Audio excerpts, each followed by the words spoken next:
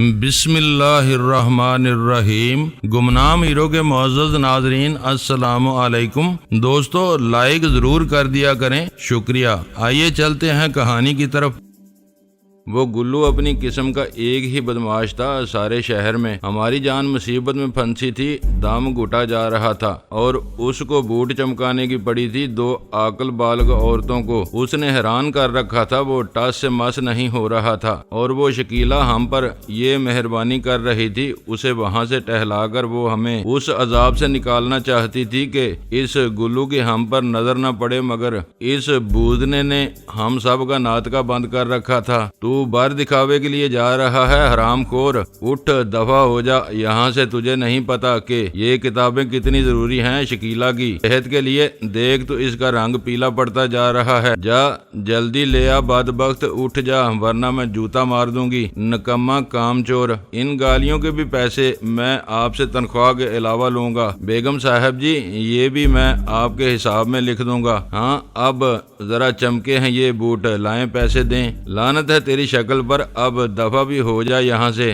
یہ لے، یہ 50 روپے لے جا، شکیلا نے بہت زیادہ تل ملاتے ہوئے کہا۔ چند ہی لمحوں بعد گلو ہنستا ہوا باہر نکل گیا، بولا بس اب شام تک میری راہ دیکھیں، اگر میں نہ آیا تو سمجھے کہ میں کسی بس کے نیچے آ گیا ہوں۔ ایسی نوکری ہے کہ آخ تھو۔ وہ سالہ ان دو تنہا اور بے بس عورتوں کا اچھی طرح کلا کما کر رہا تھا، جانتا تھا کہ ان کا کام اس کے بغیر نہیں چل سکتا ہے۔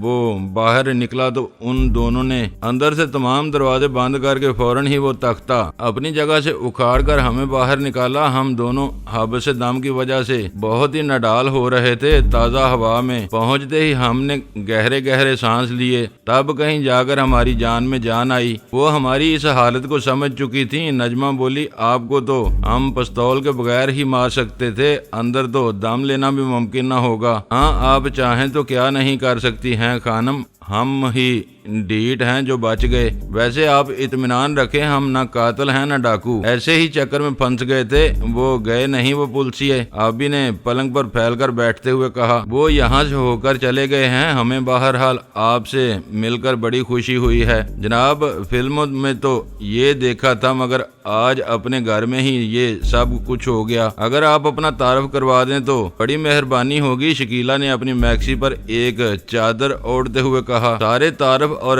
تعریفیں تو اللہ ہی کو زیب دیتی ہیں خانم۔ بہرحال ان کا نام SGMM پیرزادہ اور اس خاکسار کو ہاشم خان کہتے ہیں۔ ابھی اس وقت اپنے انگوٹھے اور شہادت کی انگلی کو پوری طرح پھیلا کر اپنے گالسنے کو ماپ رہا تھا اور نجمہ اسے بڑے انہماک سے دیکھ رہی تھی۔ آپ کے انگوٹھے کو کیا ہوا ہے جناب؟ کوئی گڑبڑ ہو گئی ہے کیا؟ بی بی جب کوئی مصیبت آتی ہے نا ہم پر، تو میں اپنے انگوٹھے اور اس انگشت شہادت کا درمیانی فاصلہ ماپ کر کہہ سکتا ہوں کہ مصیبت ٹل جائے گی کہ نہیں۔ اگر وہ ٹلنے کی نہیں ہوتی تو یہ فاصلہ کم ہو جاتا ہے، یہ میرا تجربہ ہے۔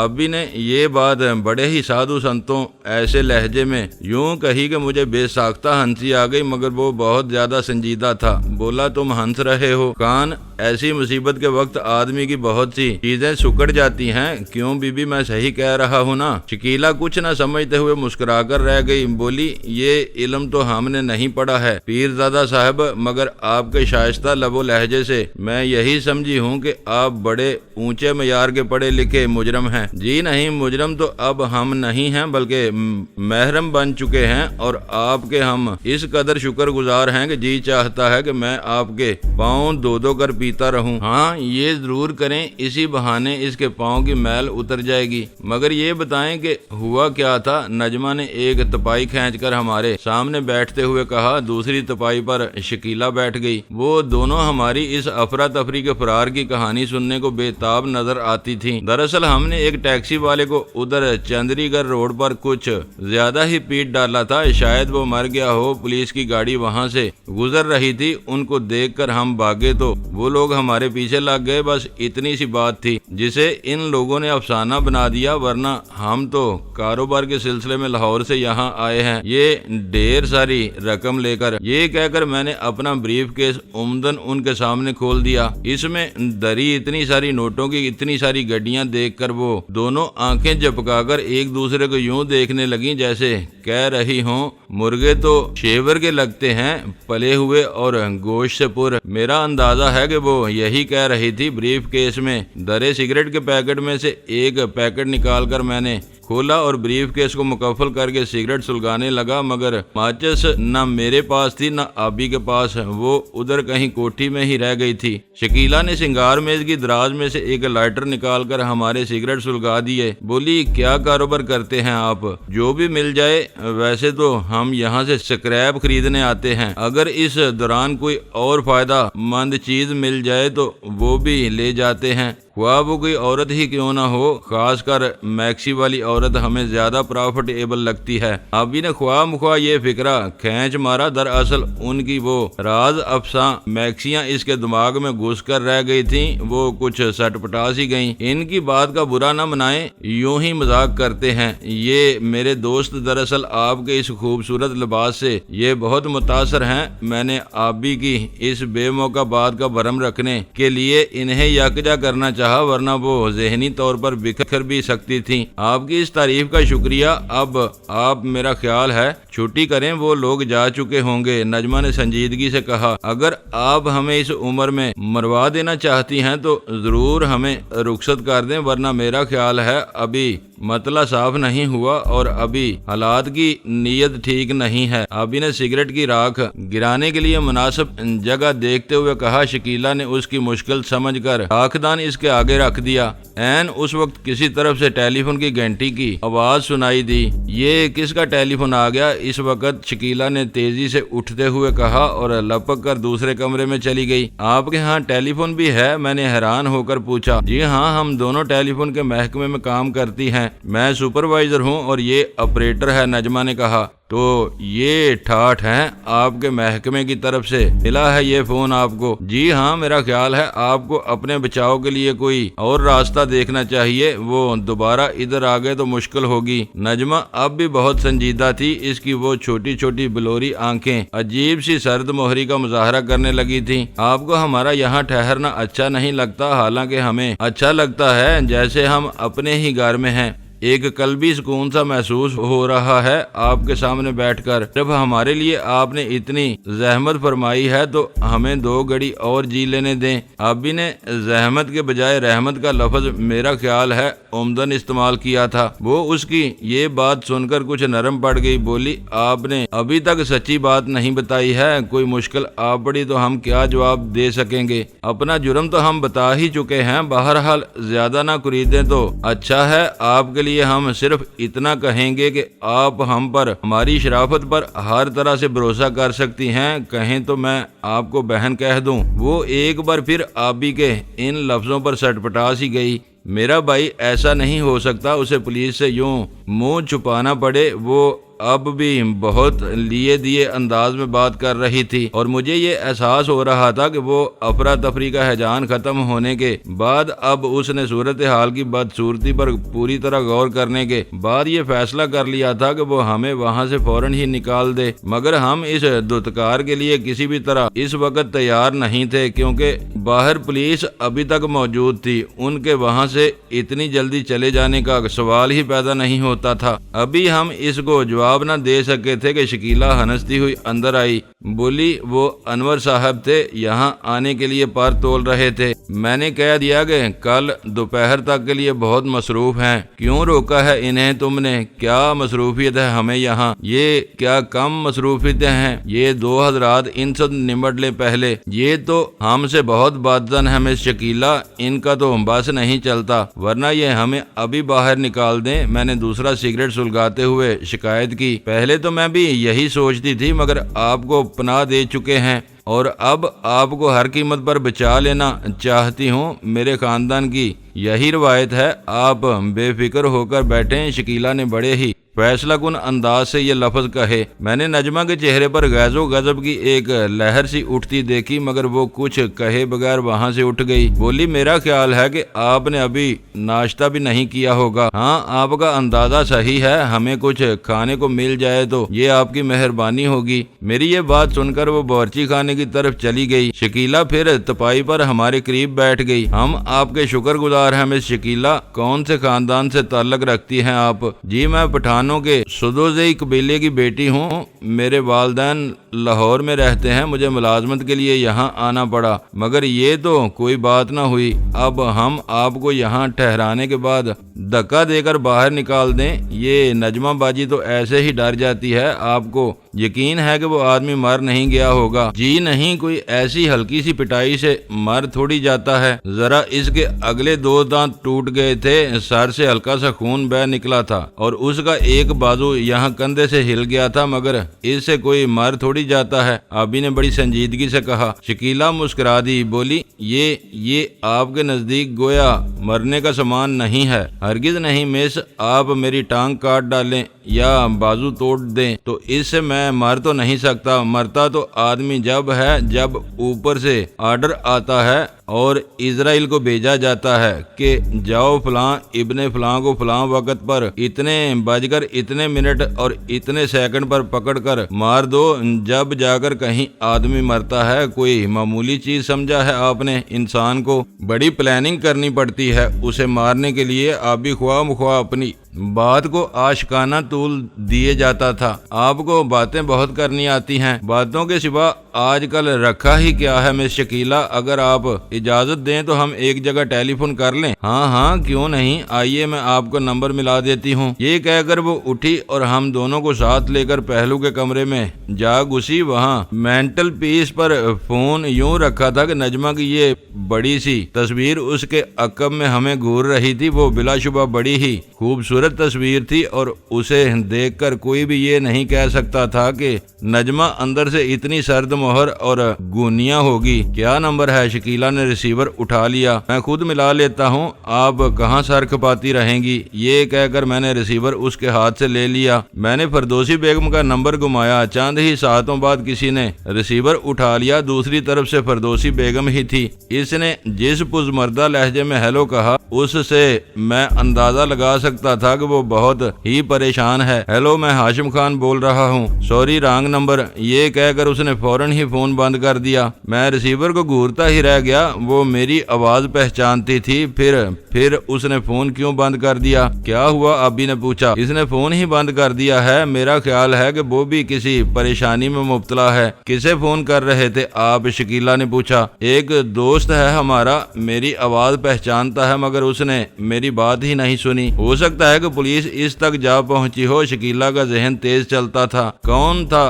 फोन पर? वही फरदौसी खान, मगर पता नहीं क्या हुआ है उसे। मैंने पीछे हटते हुए कहा। इससे जरा ठहर कर बात करो, मेरा ख्याल है कि वहाँ भी कोई गड़बड़ है। आबी ने दबी आवाज में कहा। शकीला हमारी ये गुफ्तगू सुनकर परेशान हो गई। बोली, कोई खास बात है तो मुझे बताएं, किसी के बारे में मालूम करना है तो मैं पूछ देती हूँ। मेरी आवाज तो वो नहीं पहचानते होंगे। हाँ, आप फोन करें और पूछें कि तकरीम साहब कहाँ हैं। वो काम पूछे तो कोई बहाना कर दे। मैंने शकीला को समझाया और अपने मतलूबा नंबर घुमा दिए। रिसीवर हाथ में लेकर शकीला बोली, हेलो, मैं नाजिया बोल रही हूँ, मुझे तकरीम साहब से बात करवा दें। क्या वो घर पर नहीं है? जी, क्या कहा आपने? इन्हें पुलिस ने पकड़ लिया है। ये क्या कह रही हैं आप? हुआ क्या है? आपको नहीं मालूम क्या वो थाने में है? किस थाने में? सदर थाने में। मगर वजह क्या है? कुछ बताएं तो सही। क्या आपके यहाँ पुलिस आई है? मगर क्यों?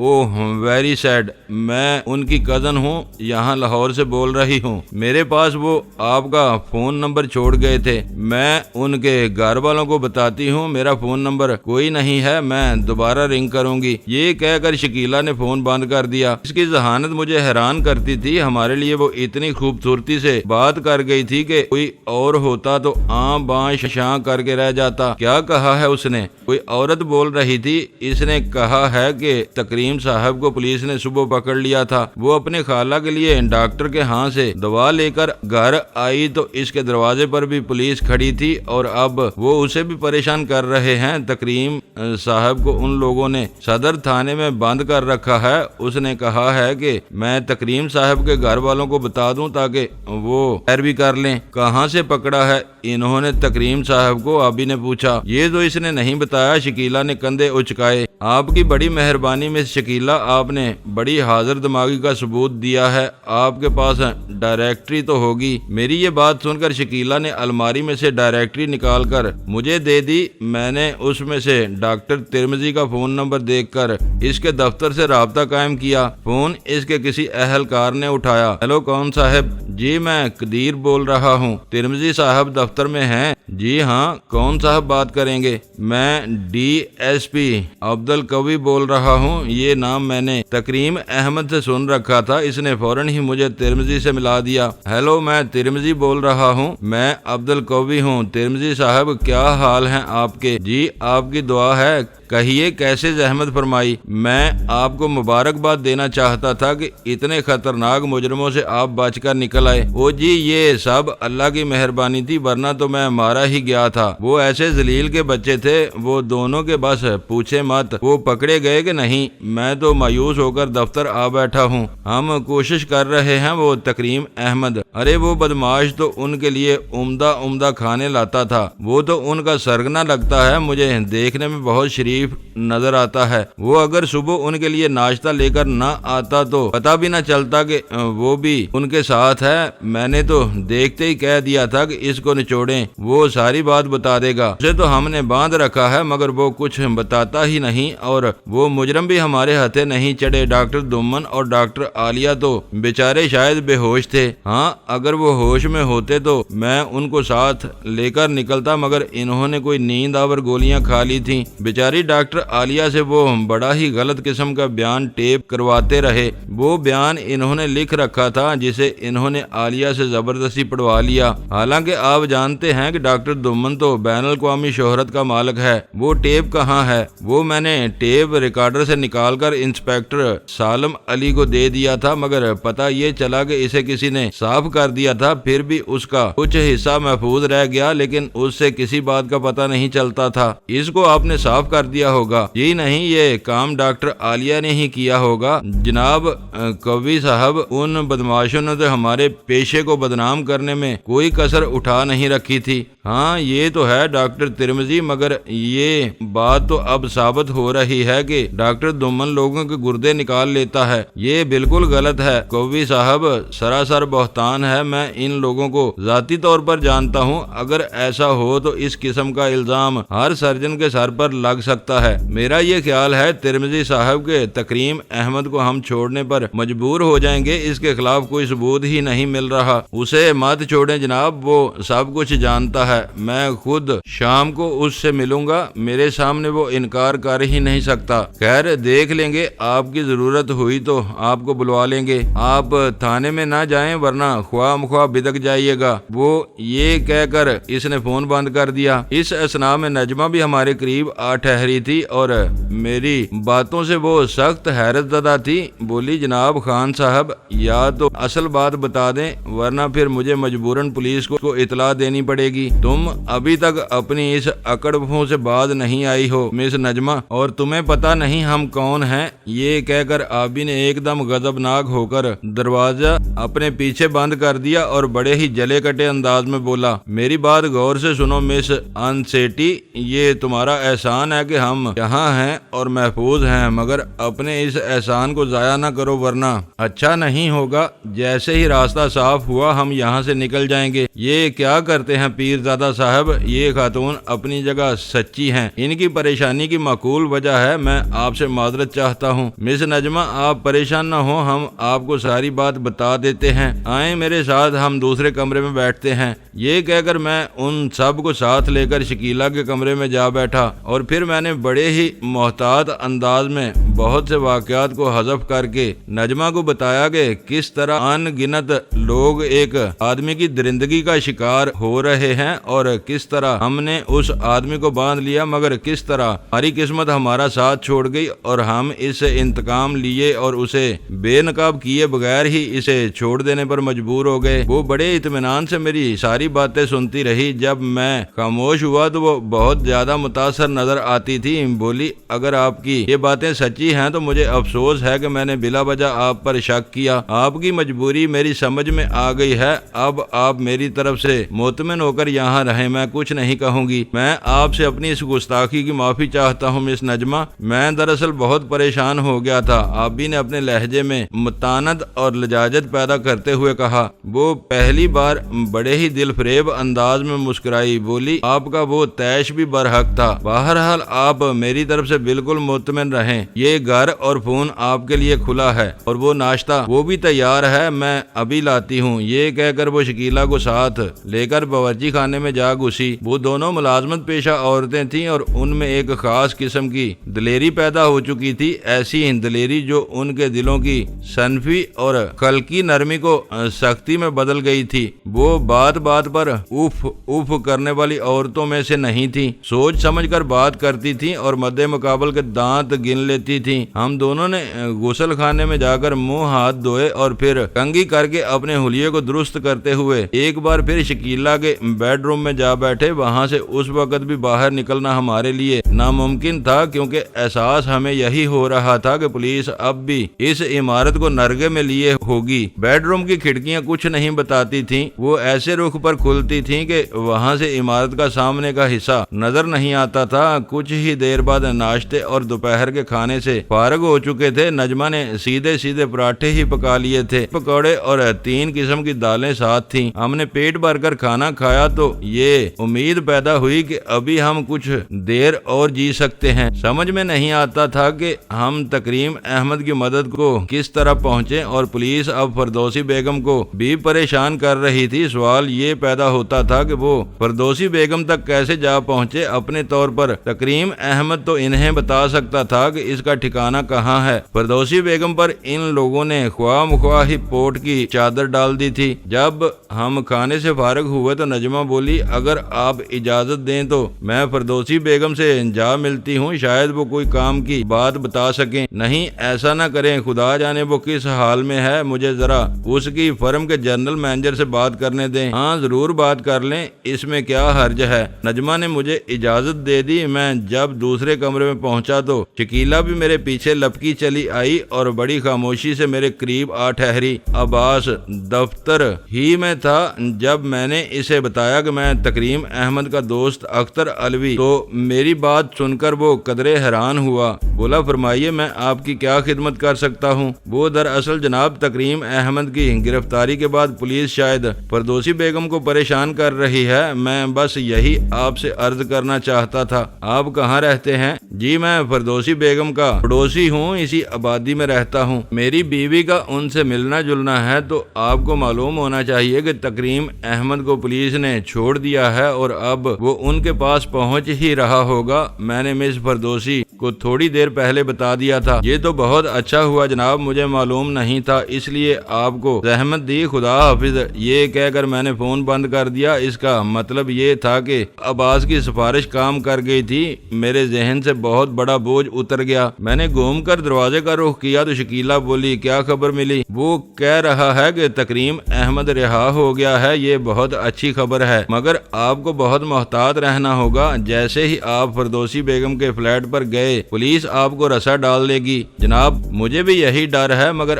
آپ دونوں کی اس بے لوث ہمدردی کا کس منہ سے شکریہ ادا کروں مس شکیلہ؟ میں تو ایسے سلوک کا تصور بھی نہیں کر سکتا تھا۔ کیوں ہم اتنی ہی بری ہیں؟ اس نے آنکھیں نچاتے ہوئے کہا۔ نہیں، آپ نہیں، بلکہ ہم بہت برے ہیں مس، ہم نے آپ کو بہت پریشان کیا ہے۔ خدا کی قسم آپ نے بڑی وسیع القلبی کا مظاہرہ کیا ہے، ورنہ ہم تو بدترین سلوک کے مستحق تھے۔ میں نے نہایت ہی سنجیدگی سے کہا۔ میرے چہرے سے شاید بڑی ہی پریشانی ہویدا تھی۔ وہ تیزی سے بولی، آپ خواہ مخواہ محسوس کر رہے ہیں، ہماری جان تو آپ نکال ہی دی تھی، مگر آپ کی باتیں سننے کے بعد ہمیں اطمینان ہو گیا ہے، اور اب ہم اس اچھے مقصد کے حصول میں آپ کی جو بھی مدد ہو سکتی ہے ضرور کریں گی۔ میں آپ کا یہ احسان کبھی نہیں بھول سکوں گا مس شکیلا۔ کوئی مرد بھی ہوتا تو شاید یوں ہمارا ساتھ نہ دیتا۔ یہ کہہ کر میں پہلے کمرے میں جا پہنچا۔ شکیلا میرے پیچھے نہیں آئی، وہ شاید باورچی خانے میں جا گھسی تھی۔ ابھی اور نجمہ اس وقت ایک دوسرے کو پوری طرح معاف کر چکے تھے، دونوں کے چہروں پر مسکراہٹ تھی۔ کیا پتا چلا ہے وہاں سے؟ یار وہ آدمی کام آ گیا، اس نے تکریم احمد کو رہا کروا کے گھر بھیج دیا ہے۔ یہ تو بہت ہی اچھا ہوا، اس کا مطلب ہے کہ وہ کلب عباس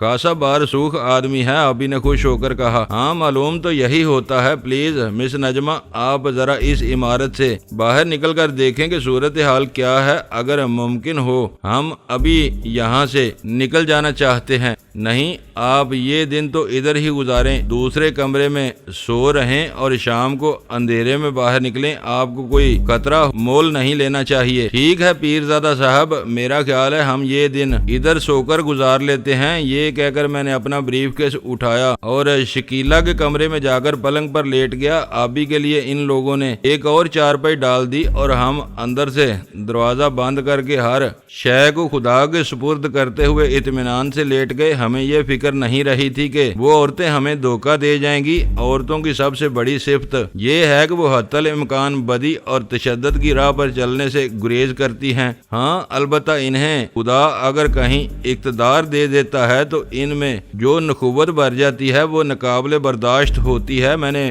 بعض چھوٹی چھوٹی استانیوں اور نرسوں کو آپے سے باہر ہوتے دیکھا۔ عورتیں پڑھ لکھ کر کچھ اور زیادہ مغرور ہونے لگتی ہیں اور مردوں کو تو وہ اختیار کا چابک ہاتھ میں آتے ہی ذلیل کرنے پر تل جاتی ہیں۔ ان دو خواتین کو بھی ہم پر اختیار تو حاصل تھا مگر اقتدار حاصل نہیں تھا، اور یہی وجہ تھی کہ خود کو ان کے حوالے کر دینے سے ہم ان کی دلی ہمدردیاں جیت لینے میں کامیاب ہو گئے تھے، ورنہ تو شاید وہ پہلے ہی مرحلے میں ہمارا بیڑا غرق کر دیتی کہ زندان تو وہ ہمیں ڈال ہی چکی تھیں۔ تھانے دار کو تو صرف ان کے اشارے کی ضرورت تھی، مگر ہم ابھی لیٹے ہی تھے کہ آبی کی تیز سماعت ایک نیا گل کھلا گئی۔ وہ ہڑبڑا کر اٹھ بیٹھا، بولا یار یہ کہیں فون کر رہی ہیں جیلانی، مجھے اب بھی ان کی نیت پر اعتبار نہیں آ رہا ہے۔ یہ کہہ کر اس نے تیزی سے دروازے کی چٹکنیاں گرائیں، مگر معلوم یہ ہوا کہ دروازہ انہوں نے باہر سے بڑے ہی غیر محسوس طریقے سے بند کر دیا تھا اور ہماری تمام کہانی ان کے ہاتھ لگ چکی تھی۔ دیکھا، میں نہ کہتا تھا کہ یہ اندھا دھند اعتبار ہمیں لے ڈوبے گا۔ یہ تم نے کب کہا تھا؟ تم خود ان دونوں پر ریشہ ختمی ہوئے تھے۔ میں نے خود کو سنبھالتے ہوئے کہا۔ ابھی پاگلوں کی طرح پیچھے ہٹا اور اس نے عقبی کھڑکی کھول دی۔ اس میں گرل تو لگی تھی مگر جالی سے وہ بے نیاز رکھی گئی تھی۔ ابھی نے گرل میں سے ہاتھ باہر نکال کر کسی چیز کو اندر کی طرف کھینچا۔ وہ دراصل ٹیلی فون کا تار تھا۔ اسے دیکھتے ہی میں نے سنگار میز پر ان کا ناخن تراش اٹھایا اور اس کے دانتوں میں رکھ کر کاٹ دیا۔ اس وقت تک وہ ٹیلی فون کے نمبر ہی گماتی رہی تھی۔ ابھی کا یہی خیال تھا۔ وہ نرگے میں آئے وحشی کی طرح پھر لاؤنج میں کھلنے والے دروازے پر جا ٹھہرا۔ وہ بری طرح دانت پیس رہا تھا۔ حالت اس کی ایسی تھی جیسے اس کے پاؤں تلے آئی دوائی ٹوٹ گئی ہو اور ڈر اس کے اختیار سے باہر نکلا جا رہا ہو۔ دروازے کے ساتھ ایک سڑک تھی۔ آبی نے بڑی آہستگی سے اس کے ذرا سے پٹ کھول دیے۔ لاؤنج میں کوئی نہیں تھا۔ دیوار کی دوسری طرف سے اب ٹیلی فون کی گر گر کی آوازیں نہیں آ رہی تھیں۔ کھڑکی میں اگر گریل نہ لگی ہوتی تو آپ بھی اس میں سے کود کر باہر نکل جاتا، مگر وہ لوہے کی مضبوط گریل ہمارا راستہ روک رہی تھی اور باہر سے دروازے پر چڑی کنڈی اس بات کی واضح ثبوت تھی کہ وہ عورتیں ہمیں اعتماد میں لے کر ہم سے سب کچھ اگلوا لینے کے بعد اب ہم سے کوئی ہاتھ کرنے جا رہی تھیں۔ ان کی تدبیروں کے چھرے سیدھے ہمارے دل میں اترے چلے آ رہے تھے۔ ان کی چکنی چپڑی باتیں، ان کا پرتکلف کھانا، سب کچھ ہمارے لیے ایک جال ثابت ہو رہا تھا۔ وہ تو شکر ہے کہ ان کے ہاں کوئی زہریلی دوا نہیں تھی، ورنہ وہ ہمیں کھانے میں ڈال کر ہمارا قصہ پاک کر دیتی۔ وہ وہ عیار مکار عورتیں ہمیں چکھوتیاں کھلا کر تباہ کر سکتی تھیں۔ عین اس وقت نجمہ بلی ایسی احتیاط سے لاؤنج میں نکلی، وہ ننگے پاؤں تھی اور بے آواز چل رہی تھی۔ اس کا رخ بڑے دروازے کی طرف تھا جو راہداری میں کھلتا تھا۔ اس کو دیکھتے ہی آبی نے میرا سائلنسر لگا پستول ہاتھ میں لیا اور کھڑکی کے دونوں پٹ کھول کر بولا، تم کہاں جا رہی ہو مس نجمہ؟ اس کا لہجہ اتنا غضبناک تھا کہ نجمہ سن ہو کر رہ گئی، مگر ایک لہجے کے لیے، اور پھر وہ اچھل کر دروازے تک جا پہنچی۔ اس کے ارادے کی خباثت کو سمجھتے ہی آبی نے اس کی پنڈلی کو تاک کر گولی چلا دی، اور یہ آبی کی بہت بڑی غلطی تھی۔ نجمہ نے ایسی ہولناک چیخ ماری کہ سارا فلیٹ لرز اٹھا۔ وہ تڑپ کر پیچھے گری تو شکیلا دوڑتی ہوئی اس کی طرف لپکی، یہ دروازہ کھول دے ذلیل ورنہ دوسری گولی تیرے مغز میں لگے گی۔ آبی نے اسے دبی آواز میں للکارتے ہوئے کہا۔ شکیلا ابھی لاؤنج کے وسط میں تھی، وہ آبی کی آواز سن کر منجمد ہو کر رہ گئی۔ یہ دروازہ کھول ورنہ اچھا نہ ہوگا۔ آبی نے اسے پھر للکارا۔ شکیلا کا رنگ زرد ہو گیا تھا، وہ لرزتی کانپتی پیچھے ہٹی اور دروازے پر آ کر چٹکنی کھول دی۔ دروازہ کھلتے ہی آبی نے شکیلا کو کھینچ کر میری طرف پھینکا اور لپک کر نجمہ کے پاس جا پہنچا۔ وہ بے ہوش ہو چکی تھی۔ گولی کا زخم تو پنڈلی چھید گیا تھا، مگر اس خوف اور صدمے نے اس کے ہوش و حواس چھین لیے تھے کہ آبی اسے کھینچ کر کمرے میں لے آیا۔ کتے کی لاش کی طرح وہ اسے گھسیٹ لایا تھا۔ عین اس وقت بڑے دروازے پر کسی نے بڑی افراتفری میں دستک دی۔ کیا ہوا ہے بیٹی؟ یہ چیخ کیسی تھی؟ وہ کسی ہمسائی کی آواز تھی۔ آبی تیزی سے لاؤنج میں نکلا اور گلو کی آواز کی نقل اتارتے ہوئے بے ساختہ ہنس کر بولا، کچھ نہیں جی، بیگم صاحب پر چھپکلی آ گری تھی۔ اس کی اداکاری نے تو مجھے حیران کر دیا۔ اس کی آواز اور اس کا لب و لہجہ بالکل گلو ایسا تھا۔ دستک رک گئی۔ ہائے، میں تو ڈر ہی گئی تھی۔ گلو ادھر موئی پولیس پھر رہی تھی، آج پتہ نہیں کیا ہوا تھا۔ ہمسائی کی آواز پیچھے ہٹتی چلی گئی۔ اس مصیبت کو ٹلاتے ہی آبی کمرے میں گھسا اور شکیلا کو بالوں سے پکڑ کر جھنجھوڑتے ہوئے بولا، یہ ٹیلی فون پر کس سے بات کر رہی تھی تم؟ وہ میرا کوئی قصور نہیں تھا۔ یہ چاہتی تھی کہ پولیس کو خبردار کر دیا جائے۔ تو یہ بات تھی، میرا اندازہ درست نکلا۔ کسی سے بات کی تھی تم نے؟ ابھی تو ہم نمبر ہی ملا رہے تھے کہ ٹیلی فون ڈیڈ ہو گیا۔ جھوٹ مت بول، میں تم دونوں کا خون پی جاؤں گا۔ بتاؤ کس کو اطلاع دی ہے تم نے؟ میں قسم کھاتی ہوں جناب، ابھی ہم نمبر ہی ملا رہے تھے، مگر نمبر بزی تھا، پھر لائن ہی کٹ گئی۔ تمہاری لائن بھی اب ہم کاٹ کر ہی جائیں گے۔ یہ باہر کیوں جا رہی تھی؟ جب فون کٹ گیا تو نجمہ چاہتی تھی کہ خود باہر جا کر کسی کو بتا دے۔ ہمیں گرفتار کرنے کا فیصلہ تم نے کب کیا؟ ابھی جب آپ ادھر لیٹ گئے تو نجمہ نے کہا کہ ہمیں چاہیے کہ ہم پولیس کو سب کچھ بتا دیں۔ پتہ نہیں یہ کتنے خوفناک مجرم ہیں، ان کو گرفتار کروانا بہت ضروری ہے۔ نجمہ یہی کہہ رہی تھی۔ شکیلا نے اپنے بالوں کے ساتھ گھسٹتے ہوئے کہا۔ آبی اسے اپنے گرد نچانے لگا تھا۔ یہ کنڈی کس نے چڑھائی تھی؟ یہ نجمہ نے ہی چڑھائی تھی جناب، حالانکہ میں اسے روک رہی تھی۔ میں تو ہر حال میں آپ کو محفوظ رکھنا چاہتی تھی، مگر نجمہ نے مجھے ڈانٹ دیا اور تم اتنی بری ہو کر مان گئی۔ ہماری بھی اب ایک بات مانو اور اپنی یہ میکسی ہمارے سامنے اتار دو۔ آبی کی یہ بات سنتے اس لڑکی کے بدن پر ایسا راشا طاری ہوا کہ میں سمجھا وہ وہیں جان دے دے گی۔ اس کی آنکھوں کی وہ دہشت میں آج تک نہیں بھول سکا ہوں۔ وہ بلا شبہ بہت ہی معصوم اور بولی بالی عصمت مآب لڑکی تھی۔ وہ آبی کے تعمیل حکم کے بنور سے ہی لرزنے لگی تھی۔ نہیں یار، اس کی کوئی ضرورت نہیں ہے، یہ بالکل بے قصور نظر آتی ہے، چھوڑ دے اسے، یہ سارا قصور اس بے ہوش بانو کا ہے۔ دوستو ویڈیو کو لائک ضرور کر دیا کریں۔ ISI پاک آرمی زندہ باد، پاکستان پائندہ باد۔ معزز ناظرین، اپنا خیال رکھیے گا اور اپنے اس چینل کا بھی شکریہ۔